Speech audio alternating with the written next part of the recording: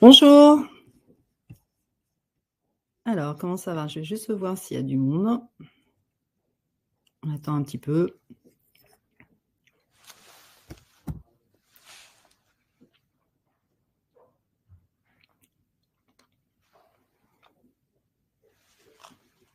Encore une petite minute et on va aller. Bonjour. Ok.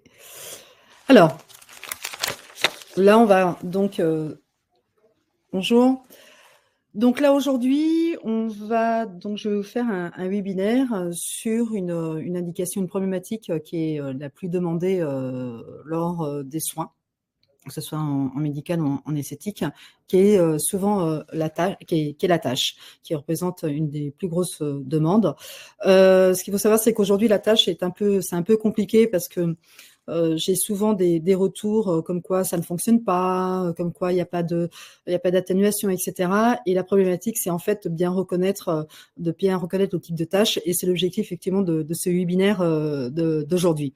Donc, ce qu'on va voir, on va voir effectivement une partie histologie où on va revoir un petit peu nos cours de bio. Et ensuite, on va identifier donc les différents types de tâches et comment les traiter et avec quel type de soins ou quel type de dispositif Sésame. Donc moi, je suis très heureuse de le faire parce que je suis hyper excitée de faire ce webinaire concernant les tâches.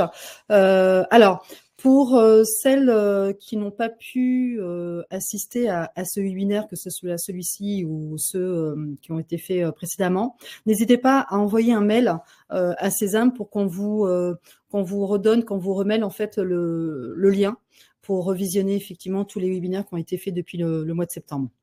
Donc voilà, n'hésitez pas aussi, comme je le dis assez souvent, si vous avez des demandes de thèmes, si vous avez un thème que vous voulez qu'on voit ensemble plus précisément, n'hésitez pas à m'en faire part pour que je puisse l'étudier et effectivement le mettre en place.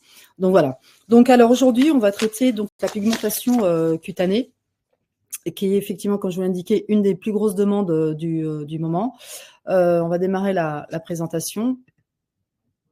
Voilà, la pigmentation cutanée, l'hyperpigmentation. Donc, le pigment, on va commencer un petit peu par le pigment. Le pigment, qu'est-ce que c'est? C'est ni plus ni moins de la mélanine. C'est un pigment naturel qui est donc synthétisé par notre corps, par une cellule qui s'appelle la mélanocyte, qui synthétise la mélanine.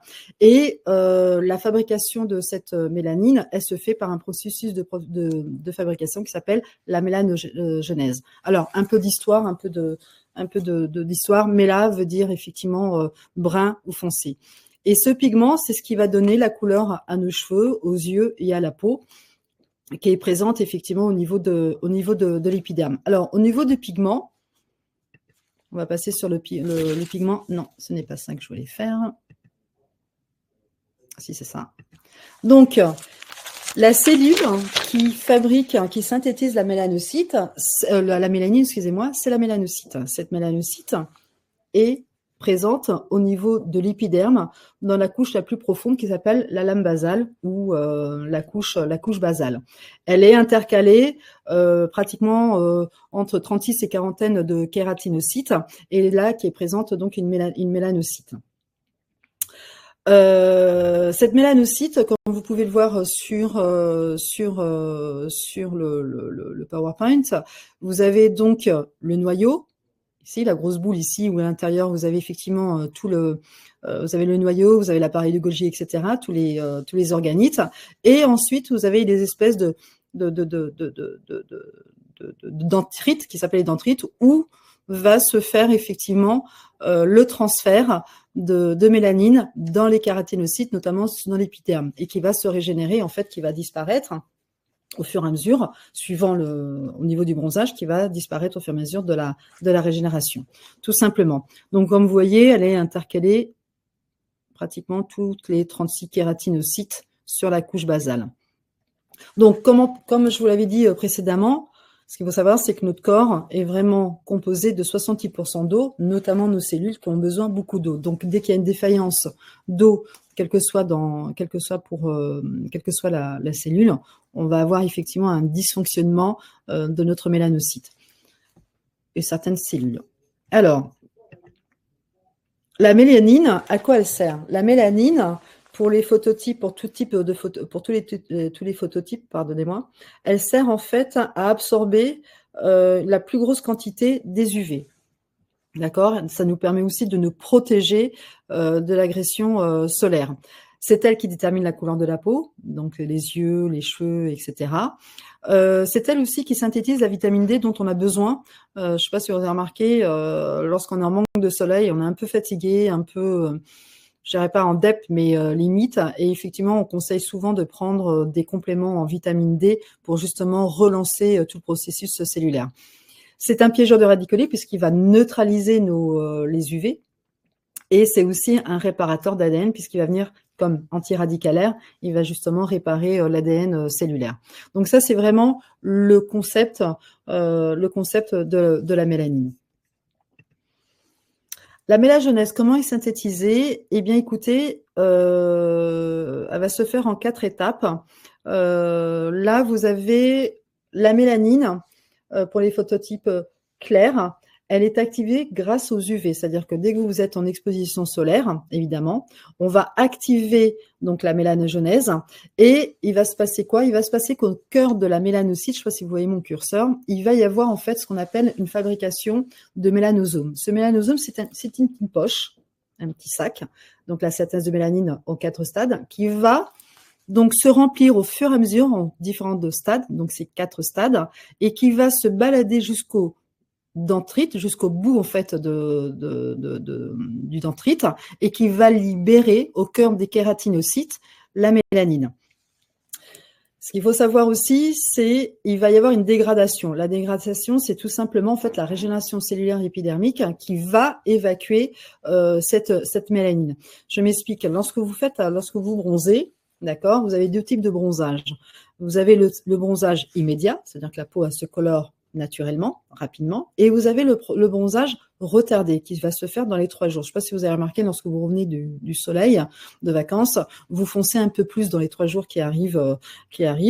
Et en fait, ce qui se passe après, c'est que grâce à la régénération cellulaire, donc qui peut être de 21 jours, entre 21 et 28 jours pour les peaux jeunes, et qui peut être plus longue pour les stades de vieillissement plus avancés à partir de la périménopause, puisqu'à partir de la périménopause, on a en fait nos hormones qui sont aux commandes de nos cellules. Et effectivement, quand on a une baisse d'œstrogène, effectivement, il y a tout un ralentissement qui se fait au niveau épidermique et au niveau dermique, au niveau du fibroblaste. Donc tout se ralentit. C'est pour ça que la régénération cellulaire épidermique à partir de la périménopause commence à ralentir. Mais ce qu'il faut savoir, c'est que le bronzage continue en fait à s'accentuer pendant les 3 jours et la régénération cellulaire permet d'éliminer le bronzage. C'est pour ça qu'on conseille effectivement de ne pas faire d'IPL dans les 15 jours qui suivent, puisque l'élimination complète du bronzage, de ce pigment, est à peu près aux alentours de 6 semaines. Voilà, donc la dégradation, elle se fait grâce aux enzymes et grâce à la régénération cellulaire. Alors, en fait, ensuite, ce qu'il faut savoir, c'est que vous allez avoir 2 types de mélanine. Les 2 types de mélanine vont se déterminer par rapport aux phototypes. Les phototypes les plus clairs, les phototypes 1, 2 et 3, vont, eux, synthétiser ce qu'on appelle la phémélanine. La phémélanine, c'est ni plus ni moins, en fait, là, c'est tout le processus de fabrication. Vous avez ce qu'on appelle la tyrosine. La tyrosine, c'est un acide aminé, donc qui va être associé donc à la tyrosinase, qui est une enzyme. Et il va y avoir un processus chimique qui va fabriquer de la dopa, etc. Et suivant ensuite comment va être déterminée la eumélanine ou la phémélanine, c'est la présence effectivement de la cystine ou pas. Ce qu'il faut savoir, c'est que dans les phototypes clairs, on a une présence de cystine. Donc automatiquement, on va avoir donc un pigment dans les tons rouge et jaune, orangé, d'accord. Et pour les phototypes les plus foncés, ce qu'il faut savoir, c'est que la mélanine, elle est présente continuellement, H24, 24 heures sur 24, tout au long de l'année. Ce sont les phototypes les plus foncés, en général les 4, les 5, les pomates. Les phototypes 4, on a les deux. C'est ce qu'on appelle les mixtes. On a la eumélanine et la phémélanine. Mais les phototypes les plus foncés vont avoir une mélanine qui est tout le temps présente. C'est-à-dire que la mélanocyte, elle est en continue production de mélanine. La seule différence, c'est que leurs grains de mélanine vont être beaucoup plus gros, d'accord, et la couleur va être beaucoup plus foncée, donc on est sur du brun et du noir. Donc c'est vrai que certains me disent que les phototypes plus foncés ne bronzent pas.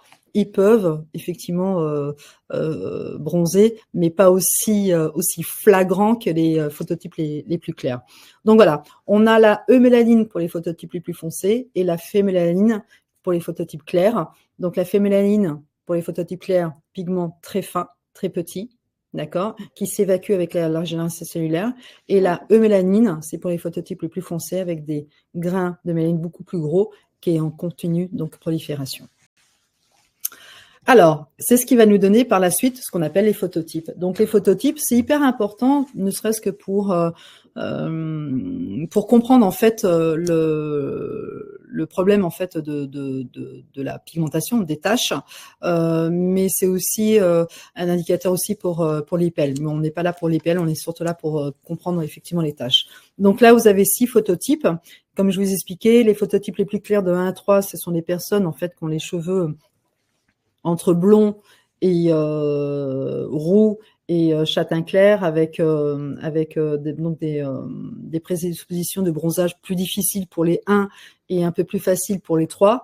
Le 4, on va avoir des phototypes en fait une mélanine assez mixte, et après le 5 et le 6, donc là c'est des personnes qui vont bronzer très très facilement. Donc ce qu'il faut savoir aussi, c'est que les taches vont être beaucoup plus fréquentes sur les phototypes 4, 5 et 6, parce que ce sont des peaux qui sont très très fragiles. Je ne sais pas si vous avez pu remarquer autour de vous, mais il suffit qu'une peau de guadeloupéenne ou africaine ou autre, dès qu'elles ont un poil ou un bouton, ça se transforme très très rapidement en tache ou en cicatrice d'acné. Elles sont beaucoup plus sujettes à ce genre de problématiques. Les phototypes les plus clairs peuvent avoir effectivement des taches qu'on verra par la suite, mais les taches du rousseur, on va plutôt les retrouver dans les phototypes 1 et 2. Alors, si vous avez des questions, n'hésitez pas à me les poser. Bonjour tout le monde. Ah, je suis contente de vous avoir. Donc, si vous avez des questions, posez-les-moi. Est-ce que pour le moment, ça va ?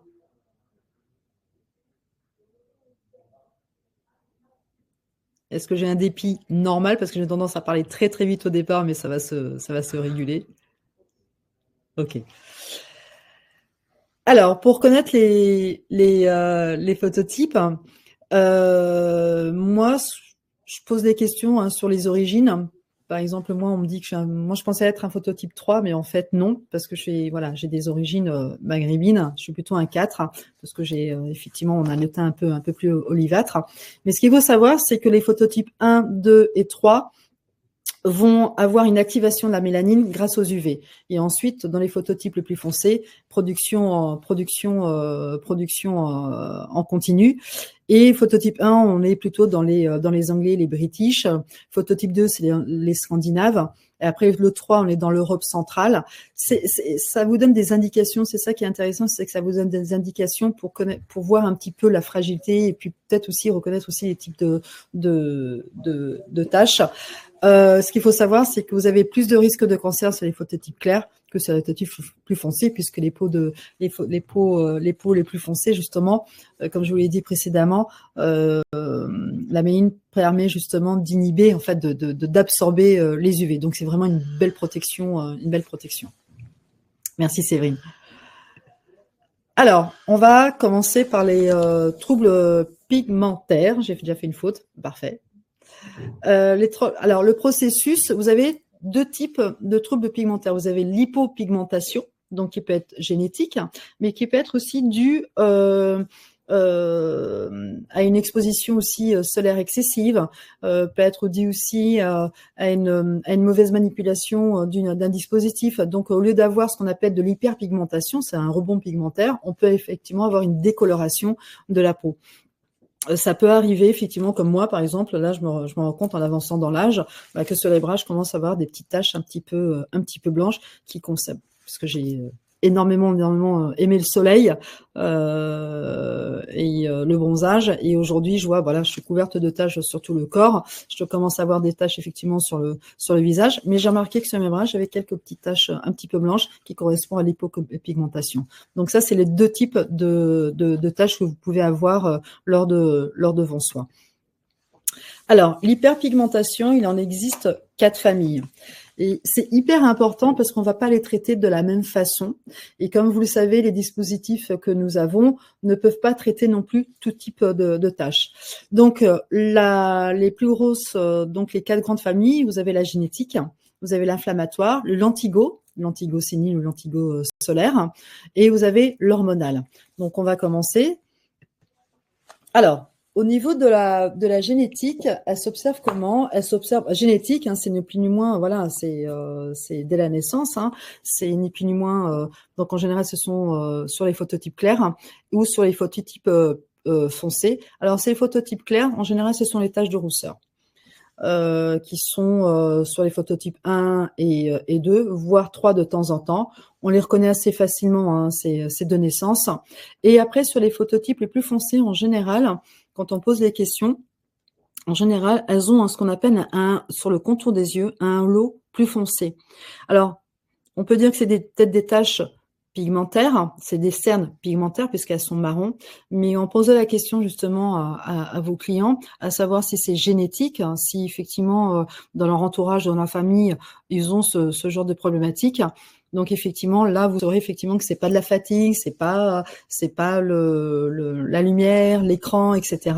C'est génétique. C'est un peu plus compliqué à travailler. Moi, ce que je vous propose derrière, c'est lors de vos diagnostics, c'est de poser certaines questions justement pour pouvoir les reconnaître. C'est, y a-t-il des membres de la famille qui ont ce genre de problématiques? Les tâches, quand est-ce qu'elles sont apparues? Est-ce qu'elles sont de naissance ou à l'adolescence?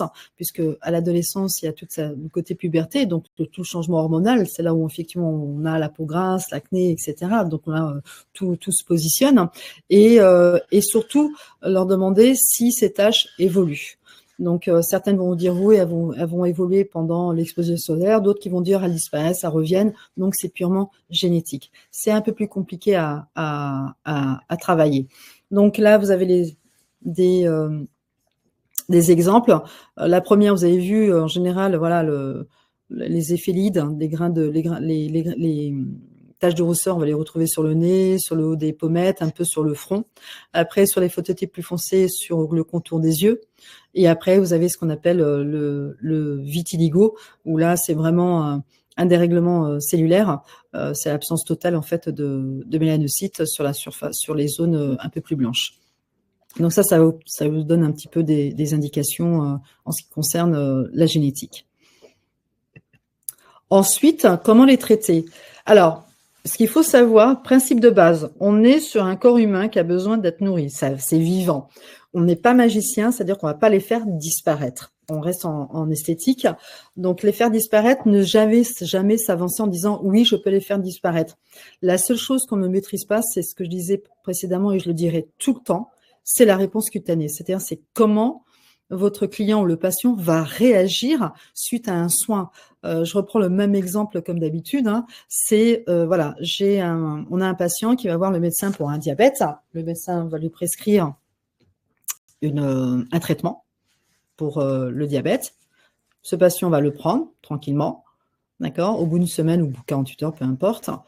Il va se rendre compte effectivement des effets. Soit il va avoir des effets secondaires, soit son diabète ne sera pas stabilisé, donc soit il est sous-dosé, etc. Qu'est-ce qu'on fait habituellement? On va revoir le médecin et le médecin va redoser, changer de molécule, etc. C'est la chose qu'on ne maîtrise pas en esthétique, c'est la réponse cutanée. C'est comme si que vous me disiez, voilà, Daïla, pour une chirurgie, peu importe la chirurgie, j'ai le meilleur chirurgien. Sauf que quand je vais le voir, il va peut-être m'opérer, mais je vais avoir des dégâts par la suite. Donc, ça ne veut pas dire qu'il est peut-être excellent dans son domaine, mais voilà, il peut tomber sur quelqu'un qui cicatrise très mal, il peut y avoir des post-opératoires qui peuvent être un peu plus longues, etc. Donc, ne jamais s'avancer sur la disparition complète. C'est vraiment de dire, voilà, on va améliorer La réponse cutanée, on la maîtrise pas, ça c'est certain. Donc concernant les taches de rousseur, l'approche, on va vraiment venir éclaircir et là, on va venir protéger notre visage pour éviter effectivement que ça fonce.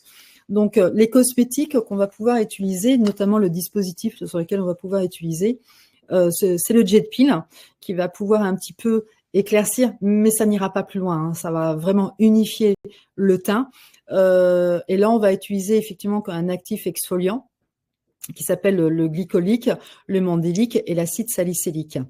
Et après, vous avez la vitamine C qui va avoir un effet éclaircissant. Alors, ce qu'il faut savoir, je vais revenir sur les précédentes. Dans l'hyperpigmentation, je reviens ici. Je regarde juste. Non, c'est pas ça. Quand on est en présence de tâches, quelle que soit la tâche, ce qu'il faut savoir, c'est comment la traiter. Mais voilà, là, vous voyez, vous avez la mélanocyte et vous avez une production de mélanine, donc un dysfonctionnement de votre mélanocyte. Alors, le dysfonctionnement de la mélanocyte, c'est dû à plusieurs choses. C'est dû à l'exposition solaire excessive. C'est dû aussi au vieillissement.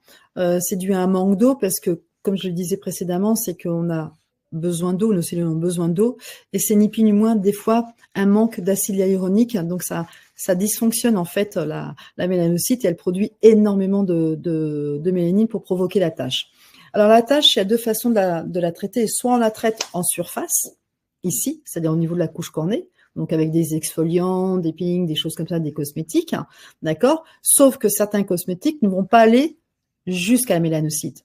Donc, l'idée avec les dispositifs Sésame, c'est qu'on va pouvoir travailler aussi bien en surface que venir travailler au cœur de notre cellule. Parce que si vous travaillez uniquement en surface, au niveau topique, ça va éclaircir, mais on ne va pas la faire disparaître puisque notre mélanocyte continuera effectivement à produire cette tache. Donc, elle disparaîtra, elle reviendra automatiquement.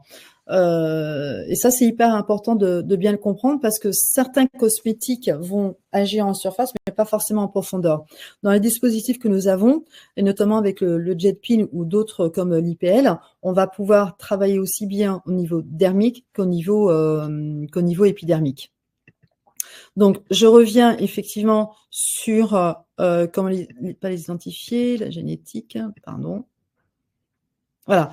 Donc, avec le jet peel, on va pouvoir travailler en surface, mais on va avoir grâce à la barophorèse, justement à cette pression de 7 bars, on va pouvoir créer des micro-canaux et faire donc pénétrer nos actifs avec des poids moléculaires très bas jusqu'à la mélanocyte pour inhiber en fait le processus de fabrication de mélanine. Et je ne sais pas si vous vous rappelez tout à l'heure, je vous parlais de tyrosine, tyrosinase. On a même effectivement des principes actifs qui vont venir inhiber la tyrosine, l'enzyme, et la tyrosinase, mais qui va venir aussi inhiber le transfert du mélanosome, cette poche qui contient la mélanine. On va pouvoir aussi inhiber ce transfert de mélanine au niveau des dendrites. On va revenir sur la génétique. Vous avez la vitamine C. Donc après, vous avez d'autres dispositifs qui vont travailler plus en profondeur, qui est la lumière pulsée, qui va réduire les taches. Et après, vous avez les lasers. Alors les lasers, le NDIAC, l'Alexandrite, c'est le laser médical. Donc au niveau de l'esthétique, ça ne nous concerne pas. Mais on peut déjà améliorer, éclaircir légèrement. Ça reste génétique, hein, on peut rien faire contre la génétique. On peut éclaircir et unifier le teint. Une chose qui est importante et qui est commune à toutes les tâches, c'est la protection solaire. Et ça, aujourd'hui, je pense que la clientèle, le public commence à le comprendre. Et après, avec tout le tapage médiatique, qu'une bonne protection solaire permet aussi effectivement d'éviter l'apparition des taches, des rides, etc. Et moi, je pourrais même dire qu'une bonne protection solaire, c'est la bonne crème anti-rides, sans oublier les crèmes et les sérums, mais c'est la bonne crème anti-rides pour pouvoir maintenir une peau en bonne santé. Est-ce que vous avez des questions ?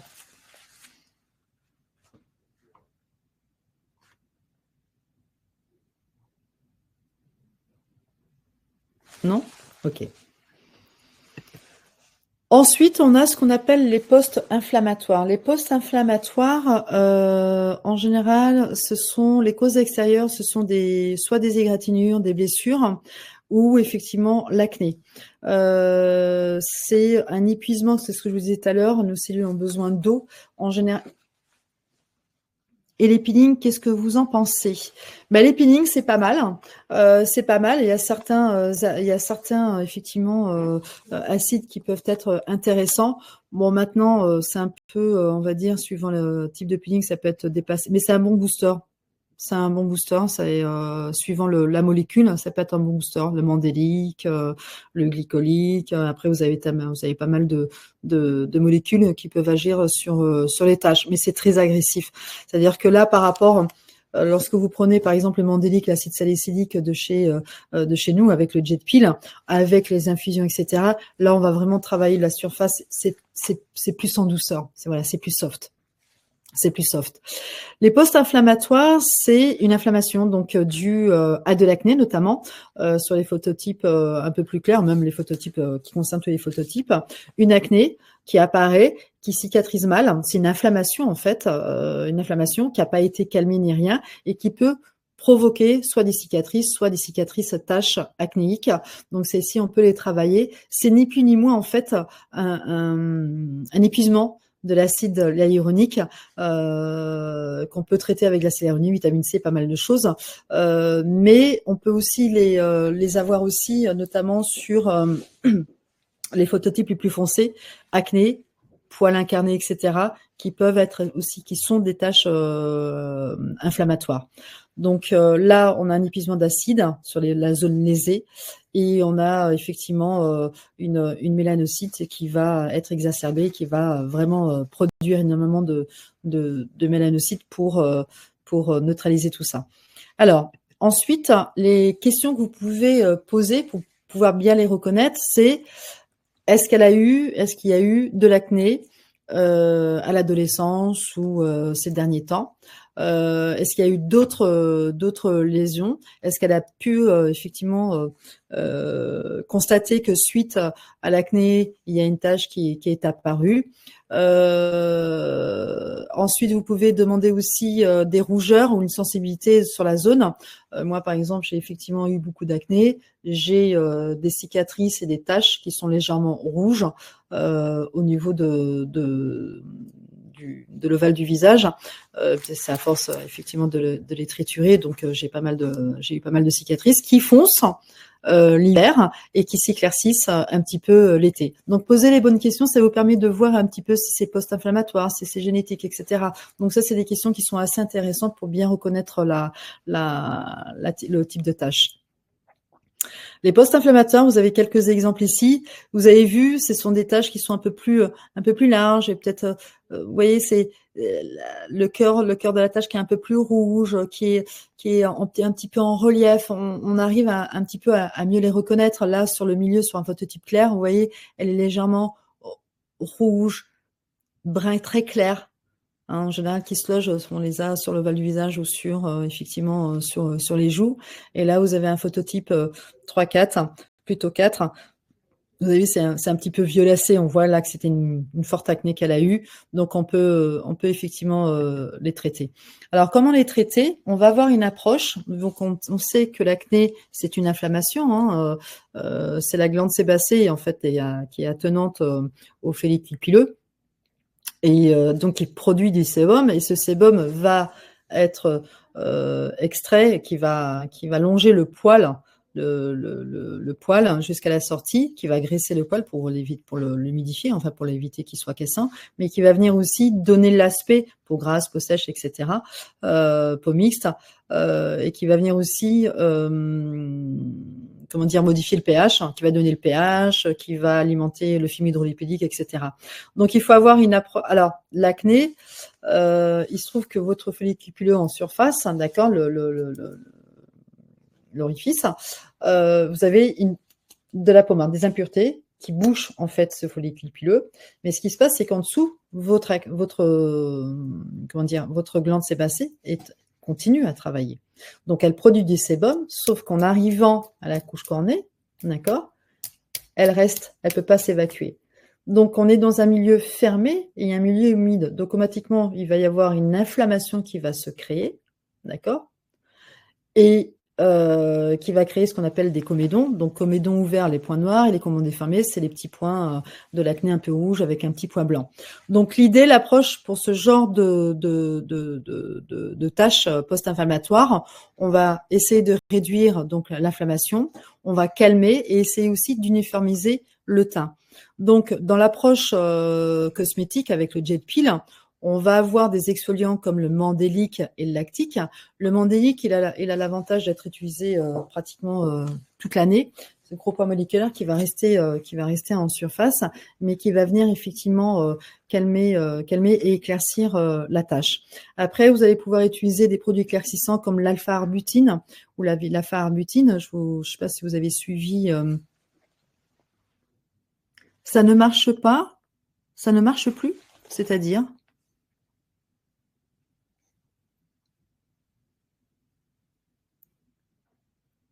Scheherazade, vous m'entendez?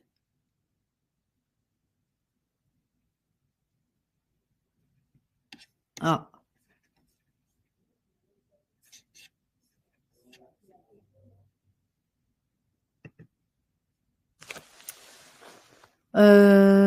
Séverine, vous m'entendez? C'est bon, on a relancé le direct. Aurélie? C'est bon? Tout le monde entend? Vous êtes arrêté où? Ok, je suis là. Ok, super. Oui, j'entends très bien. Merci. Merci, Anélia.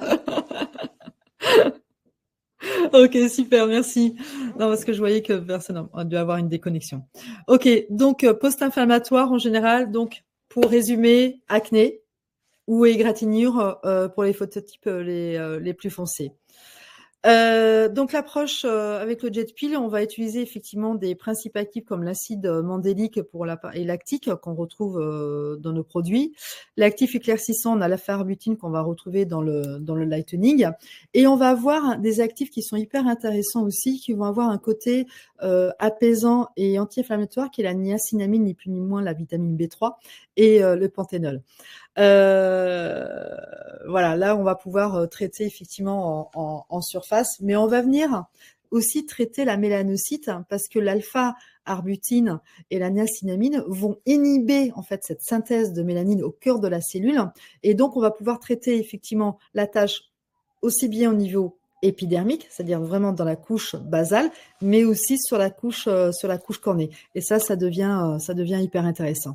Après, vous avez d'autres dispositifs comme le radiofréquence fractionnée, mais qui est vraiment destiné pour le médical, où là, on va avoir un remodelage en fait dermique puisqu'on va atteindre aussi le derme. Et là, on va avoir effectivement une belle atténuation de la tâche. Ok. Alors, la quatrième famille, ce sont les lentigos. Les lentigos, vous avez les lentigos séniles qui s'appellent les lentigos simplex. C'est dû au vieillissement cutané, puisque plus on avance dans l'âge et plus effectivement il y a une baisse d'activité de notre fibroblast, moins d'acide hyaluronique, une mauvaise régénération cellulaire, une mauvaise communication entre le kératinocyte et le fibroblast.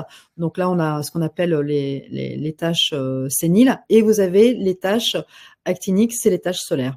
C'est ni plus ni moins en fait un cumul. Ça, c'est des questions aussi à poser. C'est l'exposition solaire excessive qui, au fur et à mesure, eh ben, on a des taches un peu partout sur le visage ou sur le corps, et qu'on va reconnaître par la suite. Je montrerai les photos et les questions à poser. Donc, en fait, c'est ni plus ni moins un renouvellement cellulaire qui est super ralenti, c'est ce que je viens de dire. Une baisse des antioxydants, effectivement, puisque comme nos cellules fonctionnent de moins en moins bien, donc les radicaux libres, ben, ils pénètrent un peu plus.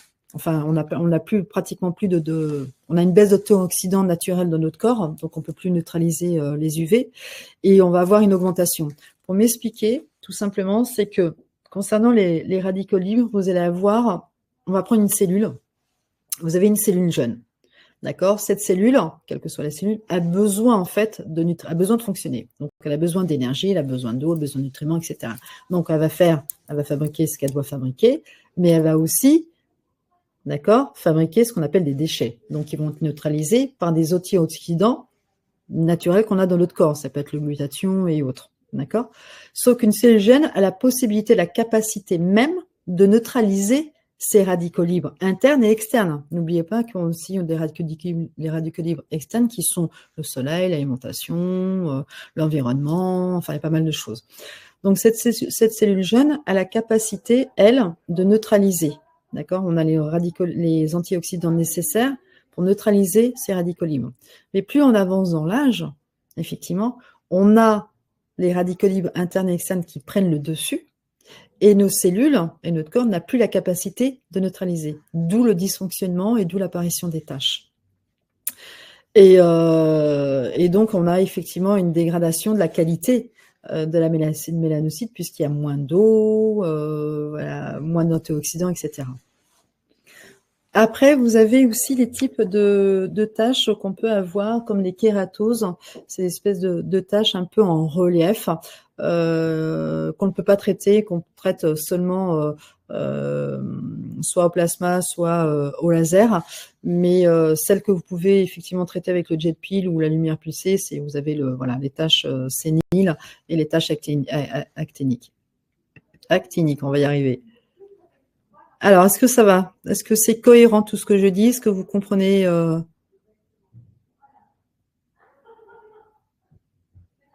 N'hésitez pas à me poser des questions. Hein. Alors, les questions pour les identifier, c'est est-ce que la personne, votre patient ou votre cliente, passe beaucoup de temps au soleil? Ça, c'est clair. Est-ce que c'est protégé? Quel type de protection elle a utilisé? Est-ce qu'elle a mis des chapeaux, etc. Après, c'est d'avoir en fait une temporalité sur l'apparition des taches. À quel moment elles sont apparues, d'accord? Et en général, on va les avoir sur le visage, sur les mains, sur le corps et le décolleté. Moi, j'en ai énormément sur le dos, parce que j'aimais bien être sur le ventre, donc je m'appelle dalmatien. Je ressemble à un dalmatien sur le dos, tellement j'ai de taches, effectivement, actiniques. Et l'âge, puisqu'à partir de 40 ans, on est en règle générale en périménopause. On n'est pas en préménopause, mais périménopause, ça veut dire que là, on commence à avoir vraiment une baisse d'oestrogène, le collagène qui commence vraiment à baisser depuis l'âge de 25 ans. Donc, communication cellulaire qui commence à ralentir, l'œstrogène qui commence à baisser. Donc là, on commence déjà à avoir un peu l'apparition des taches. Donc ça, c'est les questions à poser. Et là, pour vous donner un petit peu, comment ça s'appelle, le visuel, les taches en général, c'est ces petites macules de à peu près de 5 mm, des couleurs uniformes. Elles peuvent être claires à brun foncé. Alors, une chose qui est certaine, c'est que vous ne surtout pas traitez si vous avez un doute sur une tache, ne traitez pas. N'utilisez renvoyez la cliente directement chez un médecin, un spécialiste qui va pouvoir effectivement voir si c'est pas un mélanome ou une tache maligne. Ne traitez pas. Traitez tout ce qui vous paraît sain, des taches qui soient uniformes, qui n'ait pas de dentelure, qui n'ait pas de différence de couleur entre le début et la fin. Enfin, voilà, quelque chose qui soit pas homogène, ne traitez pas. Si vous avez des doutes, ne faites pas. Donc là, c'est des petites macules qui sont de taches très claires, qui peuvent être foncées, qui sont assez présentes effectivement sur le visage. Donc ça, c'est effectivement des choses qu'on peut travailler, qu'on peut traiter. Alors, comment les traiter? On va aussi éclaircir et uniformiser le teint. Alors, avec donc le dispositif Jet Peel, on va toujours la partie exfoliante, donc l'acide glycolique ou l'acide lactique, et on va travailler aussi avec les éclaircissants de l'alpha-arbutéine, vitamine C et vitamine A, qu'on va retrouver dans le lightening. Ce qu'il faut savoir, c'est que l'alpha-arbutéine, la vitamine C et la vitamine A, donc le rétinol, qui est un fort puissant antioxydant, qui va vraiment neutraliser les radicaux libres, les trois en même temps vont avoir vraiment un effet décuplant, puisque dans le lightening, vous avez aussi de la vitamine B3 et ces 4 produits, en fait, ces 4 ingrédients vont vraiment travailler la tâche en extérieur et au niveau de notre mélanocyte. Et après, vous avez la lumière pulsée qui est très efficace au niveau des tâches solaires. On va vraiment une nette amélioration significative au niveau de ces tâches. Donc, comme d'habitude, protection solaire. Et là, on est sur du SPF 50+. Je pense qu'il faut le conseiller pour tous les types de peau, phototypes et tous les types de tâches. Est-ce que ça va? Ok. Ensuite, vous avez la 4e famille qui s'appelle l'hormonal. Alors, les causes, pareil. Les causes, c'est soit la pilule. Alors, l'hormonal, en général, c'est les mélasmas, qui sont dus soit à la pilule, soit à la maternité, donc à la grossesse, la ménopause aussi, ça peut arriver, et les prises de médicaments. Les prises de médicaments, des médicaments photosensibilisants. Donc, n'hésitez pas à lire un petit peu les modes d'emploi, enfin les descriptifs, ou demander effectivement aux médecins. Mais en général, les médecins vous disent que c'est photosensibilisant avec une protection solaire. Donc voilà. Donc le phénomène de l'hormonal, c'est ni plus ni moins une baisse d'oestrogène. Une baisse d'oestrogène, donc automatiquement on va avoir ce dérèglement hormonal. Et les questions que vous allez pouvoir poser, c'est quoi? C'est est-ce qu'elles ont remarqué une augmentation des tâches pendant, avant ou après la grossesse? Est-ce que ces tâches ont persisté ou est-ce qu'elles se sont maintenues ou est-ce qu'elles foncent aussi au soleil? Des fois, juste après la grossesse, pendant la grossesse, on a une tâche et juste après, ça repart parce qu'effectivement, le rééquilibrage hormonal, c'est bien fait. Donc, n'hésitez pas. La pilule aussi, n'hésitez pas à leur demander si elles prennent la pilule, quel type de pilule, est-ce que c'est en patch, etc. Est-ce que les taches sont apparues à ce moment-là aussi? Ça aussi, ça vous donne des indicateurs. Est-ce qu'elles ont eu aussi un problème de thyroïde? Parce que c'est pareil, c'est un problème hormonal aussi. Donc, est-ce que ça a été diagnostiqué à ce moment-là? À quel moment? Voilà. Ça vous donne, c'est des questions. Après, il y en a d'autres questions, mais c'est vraiment des questions qui vous permettent vraiment de reconnaître le type de tâche. Alors, voilà les types de tâches. Alors, il y a plusieurs types. Enfin, l'hormonal, il y a une échelle qui s'appelle l'échelle de Massey, qui est uniquement au niveau de la concentration en pourcentage sur la surface du visage. Donc 10, 20, etc. En général, le mélasma, on va l'avoir ici, au niveau des lèvres. Ça peut être au niveau, effectivement, des joues. Ça peut être, effectivement, au niveau du front. D'accord. Donc, ce qu'il faut savoir, c'est que l'hormonal, c'est quelque chose qui est, enfin, c'est une tâche qui est plus difficile à travailler. On va pouvoir, pas une forme d'inflammation, mais limite, hein, c'est vraiment très exacerbé. Donc, il faut vraiment le travailler en douceur, qu'on va pouvoir atténuer difficilement. Donc, comment les traiter? Là, on va avoir une approche très douce. Parce que le problème de ce genre de tâches, on peut avoir l'effet inverse. Si on utilise des produits trop agressifs, s'il n'y a pas de protection solaire, s'il n'y a pas de produit derrière à la maison, on peut avoir l'effet inverse. Donc, avec le jet peel, on va pouvoir utiliser l'acide glycolique, le lactique, le mandélique. Donc, tous les produits que nous vous proposons on peut effectivement les travailler travailler sur les tâches. Après, vous allez voir les éclaircissants, la niacinamide, qui est un anti-inflammateur éclaircissant, et la vitamine A, le fameux antioxydant, donc le rétinol. En dispositif, on a la lumière pulsée, mais c'est vraiment avec prudence, parce que, comme je vous dis, on peut avoir l'effet inverse.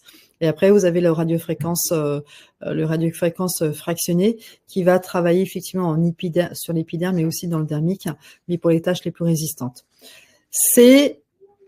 Moi, en tant que professionnelle, j'ai testé mode lumière pulsée statique. Non, en général, c'est du balayage, Loulia. Quand vous avez la machine Non, c'est en statique, excuse-moi. Non, c'est en statique, c'est la Réjuve Non. La LED aussi peut aider, effectivement. La LED peut aider. Dans le Régulite, vous avez plus de 21 programmes et vous avez effectivement un programme pour les tâches. Tout à fait. Oui. Et on peut le mettre justement, on peut appliquer le LED juste après un jet. Au contraire, ça va améliorer les résultats. Oui. Donc voilà. Donc le mélasma, c'est pas ce qu'il y a de plus. Voilà, il faut y aller tout doucement. Il faut y aller vraiment à tâtons. Ne vous engagez. Moi, ce que je vous conseille, ne vous engagez jamais à dire que vous allez faire disparaître la tâche. C'est clair et net, ça, on pourra pas. Alors, pour résumer tout ça, c'est ce que je vous disais tout à l'heure, c'est comment agir. On va, suivant les dispositifs que vous avez, c'est soit on agit effectivement sur la couche cornée et la couche basale, d'accord? Donc, soit en surface, soit directement au cœur de la mélanocyte grâce aux cosmétiques du jet peel. Et on peut aussi agir en dermique, mais avec des dispositifs comme la lumière pulsée ou le radiofréquence fractionnée. Maintenant, en termes de traitement, c'est complètement différent du type de tâche. Lorsque vous avez de l'héréditaire ou de l'hormonodépendant, c'est l'hormonal, hein, c'est ce qu'il faut savoir, c'est qu'on peut rien faire, c'est de l'hormonal, d'accord? La génétique, c'est génétique, c'est dès la naissance, enfin, on peut rien faire. Donc ça veut dire quoi? Ça veut dire que c'est des traitements en continu. Ça veut dire qu'il faut faire effectivement des traitements en institut ou en centre, d'accord, avec les machines, le jet peel, etc. Mais surtout derrière, avoir un post-soin à la maison pour pouvoir maintenir cet éclaircissement. Après, vous avez l'inflammatoire et l'antigo, donc les taches solaires séniles et l'inflammatoire, donc les post-acné, les taches d'acné. Là, on va pouvoir les travailler en cure. Ça, c'est pas de souci. Donc, 6 minimum, 7, ça dépend suivant les dispositifs. D'accord? Et ensuite, pareil, protection solaire et effectivement des produits qui permettent justement de maintenir les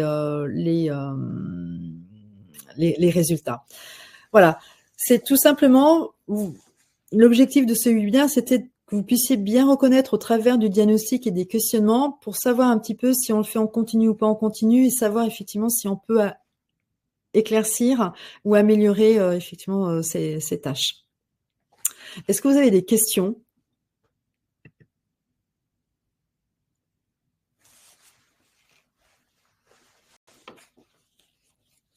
Non? Ok. Les recommandations générales que vous pouvez apporter, c'est de faire vraiment une analyse précise avant les soins. Donc, cette analyse, comme vous l'avez très bien compris, c'est au travers du diagnostic, au travers du questionnement que vous allez avoir avec l'échange que vous allez avoir avec vos patients et vos clientes. Vous pouvez effectivement, combiner vos protocoles, hein, faire du jet avec du LED, faire de la lumière pulsée ou de la cosmétique. Enfin, vous pouvez vraiment combiner les protocoles. Chez Razad, alors le microneedling. Alors le microneedling aujourd'hui, il est interdit pour les esthéticiennes.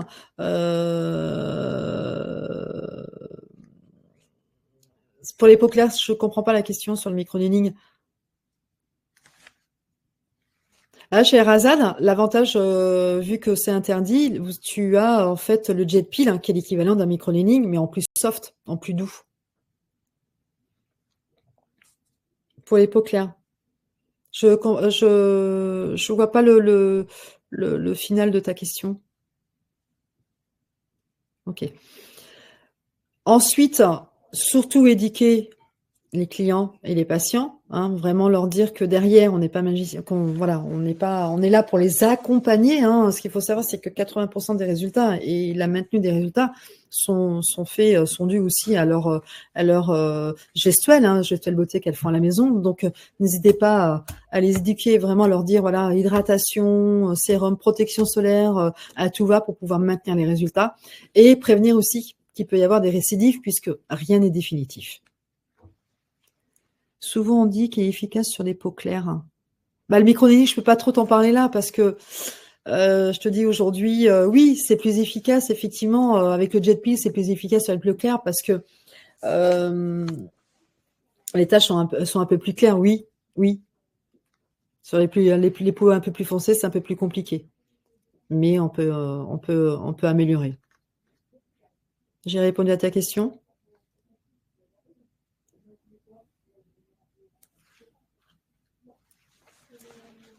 Ok. Voilà. Donc, j'espère que ce webinaire, alors c'est un webinaire qui est assez rapide, qui est assez général puisqu'on a survolé. C'est un sujet qui est hyper passionnant. On peut aller plus en détail dans l'histologie, sur les cellules, etc. Mais c'est pas l'objectif du webinaire. Vraiment, pour moi aujourd'hui, c'était de vous dire, voilà, c'est la demande du marché la plus demandée. Enfin, c'est l'indication la plus demandée. Et c'est aussi l'indication la plus difficile à travailler parce que des fois, lorsqu'on n'a pas le bon diagnostic et qu'on ne reconnaît pas forcément la bonne tâche, on a des mauvaises surprises. Et effectivement, nous, on est déçus en tant que praticiens, puis les clientes, elles sont pas forcément satisfaites. Donc voilà, si vous avez des questions, n'hésitez pas à revenir vers moi et on peut échanger tranquillement, tranquillement. Voilà.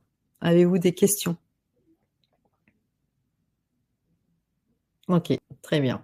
Mais écoutez, j'espère que ce webinaire vous a plu, ça a pu vous apporter pour celles peut-être se remémorer certaines choses, pour d'autres, voilà, ça vous a donné une petite valeur ajoutée par rapport à votre diagnostic. Le prochain webinaire, il est au mois de janvier, il sera sur le Wish Pro. On va le faire ok, merci Aurélie. Le Wish Pro au mois de janvier, je ne sais plus quelle date, que je vais co-animer avec Anélia, qui est la pro du Wish Pro, qui est aussi un dispositif qui est hyper intéressant pour traiter, on va dire, une majorité de problématiques cutanées. Mais écoutez, je vous souhaite une très belle journée, de belles vacances pour celles qui partent. Un bon business, parce que je pense que là, ça doit être le bon moment pour faire du chiffre. Et je vous souhaite de passer de très, très, très bonnes fêtes. Voilà. Merci à vous. À très bientôt. Au revoir. Merci.